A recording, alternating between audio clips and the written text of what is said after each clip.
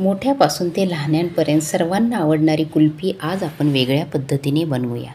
रसमलाई कुल्फी एकदा बनवून पहा व थंडगार रसमलाई कुल्फीचा आस्वाद घ्या। कुल्फी तर खूप वेगवेगळ्या प्रकारची तुम्ही खाल्ली असेल, पण रसमलाई कुल्फी तर खूपच भन्नाट लागते। नमस्कार, शारदा किचन मराठीमध्ये आपलं स्वागत आहे। रसमलाई कुल्फी बनवण्यासाठी म्हशीचे फुल फॅट क्रीम दूध घेतले आहे।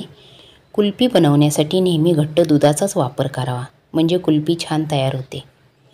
दूध उकळत ठेवले आहे। आता त्यातले थोडे दूध एका वाटीमध्ये मी काढून घेत आहे। त्यामध्ये केशरच्या काड्या मी घालून ठेवत आहे। त्यानंतर एक छोटी वाटी साखर घातली आहे आणि 15 मिनिटे दूध सतत हलवत आटवून घेणार आहे।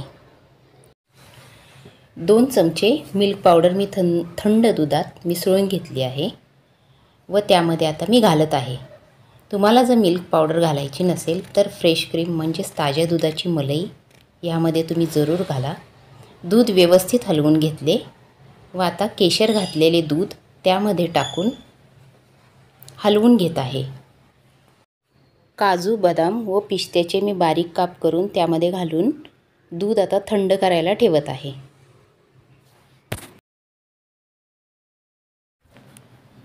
15 मिनिटे मी दूध आटवून घेतलं आहे आणि ते थंड केले। हे पहा, एवढं दूध आटवले मी। आता एवढं घट्ट झालेलं आहे दूध। या थंड दुधामध्ये मी अर्धा चमचा वेलची पावडर मिक्स करून घेत आहे आणि रसमलाई इसेन्स 2 ते 3 ड्रॉप टाकून व्यवस्थित हलवून घेत आहे। रसमलाई कुल्फी असल्या कारणाने मी ते पनीर देखील घेतलं आहे। ते पनीर मी बारीक किसणीने किसून दुधामध्ये थंड दुधात मिक्स करून घेत आहे। आता हे सर्व व्यवस्थित मिक्स केल्यानंतर कुल्फीच्या साच्यामध्ये ओतून फ्रीजरमध्ये 10 ते 12 तासासाठी कुल्फी सेट करायला ठेवत आहे।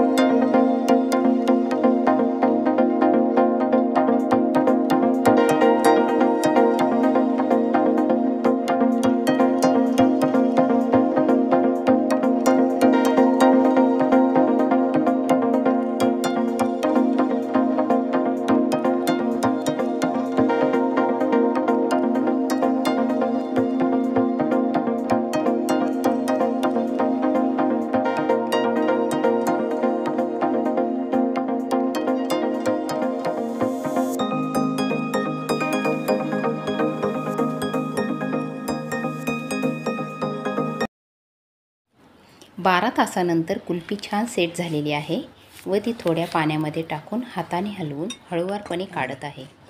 वाह, काय सुंदर कुल्फी तयार झाली आहे। पहा, वेगळ्या फ्लेवरची भन्नाट कुल्फी तयार झालेली आहे।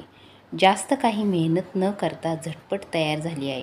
व्हिडिओ आवडला तर लाईक करा, सबस्क्राईब करा, बेल आयकॉन प्रेस करा, म्हणजे माझे नवनवीन व्हिडिओ तुम्हाला सर्वात आधी पाहायला मिळतील। पुन्हा भेटू, तोपर्यंत धन्यवाद।